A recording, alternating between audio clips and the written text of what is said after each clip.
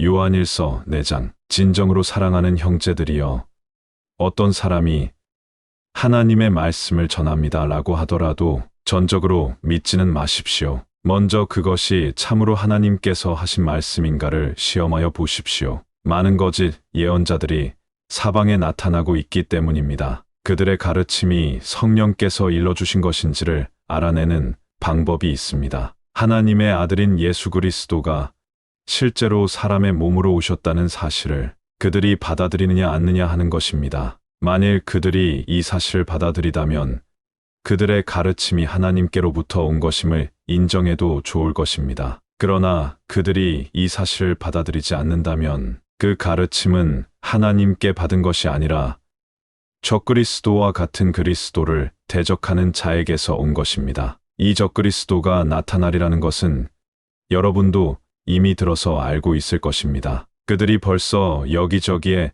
나타나 활동을 시작하였습니다. 사랑하는 젊은 형제들이여, 여러분은 하나님께 속해 있고 그리스도를 대적하는 자들과 싸워 이겼습니다. 이 세상을 좀먹고 있는 어떠한 악한 예언자보다도 더 강한 분이 여러분의 마음 속에 계시기 때문입니다. 이 악한 예언자들은 세상에 속한 자들이라서 세상 사람들의 비위에 맞는 말만 골라 합니다. 그래서 세상 사람들도 그들의 말에 솔깃해하는 것입니다. 그러나 우리는 하나님의 자녀입니다. 그러므로 하나님을 따르고 하나님과 대화를 하는 사람들은 우리 말에 귀를 기울이지만 그렇지 않은 사람들은 우리의 말을 듣지 않습니다. 이 한 가지로도 그들이 하는 말이 하나님께로부터 온 것이냐 아니냐를 가려낼 수 있습니다. 사랑하는 형제들이여, 서로 사랑합시다. 사랑은 하나님께로부터 오는 것입니다. 남을 사랑하고 친절을 베푸십시오. 그러면 하나님의 자녀인 것이 증명됩니다. 그리고 하나님을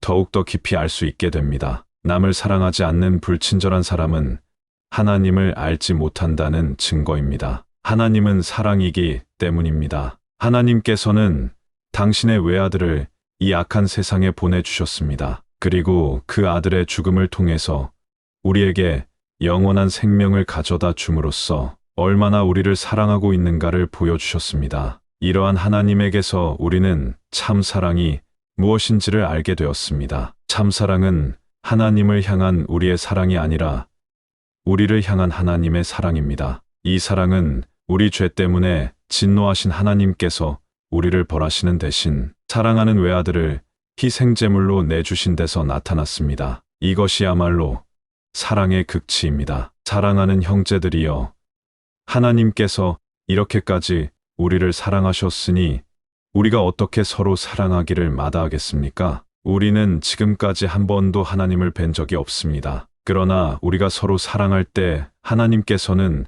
우리 안에 사시며 우리 속에 있는 하나님의 사랑을 더욱 강하게 만들어 주십니다. 그리고 하나님께서는 우리가 하나님과 함께 살고 하나님께서도 우리와 함께 계시다는 것을 증명해 주려고 우리 마음 속에 성령을 보내주셨습니다. 더욱이 하나님께서 이 세상의 구세주로 보내신 아들을 우리 눈으로 보았습니다. 그래서 지금 그 사실을 온 세계에 전파하고 있는 게 아닙니까? 누구든지 예수께서 하나님의 아들인 것을 믿고 고백하는 사람은 하나님께서 그 사람 안에 계시고 그 사람도 하나님과 함께 사는 것입니다. 우리는 너무나도 크신 하나님의 사랑을 피부로 느끼고 있습니다. 또 우리를 극진히 사랑하신다고 말씀하신 하나님을 믿고 있습니다. 하나님은 사랑이십니다. 그러므로 누구든지 사랑 가운데 사는 사람은 하나님과 함께 사는 것이며 하나님께서도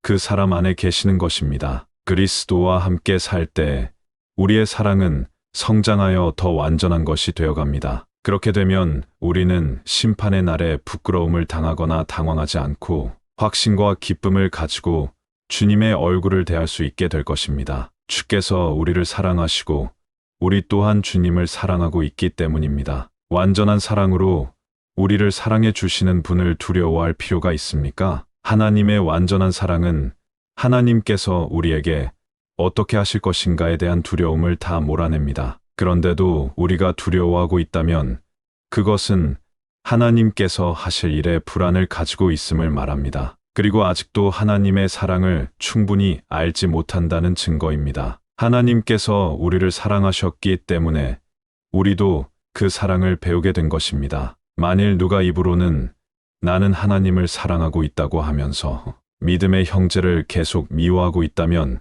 그는 거짓말쟁이입니다. 자기 눈앞에 있는 형제를 사랑하지 않는 사람이 어떻게 보이지 않는 하나님을 사랑할 수 있겠습니까? 그러므로 하나님께서는 이렇게 명령하셨습니다. 하나님을 사랑하는 사람은 형제도 사랑해야 한다.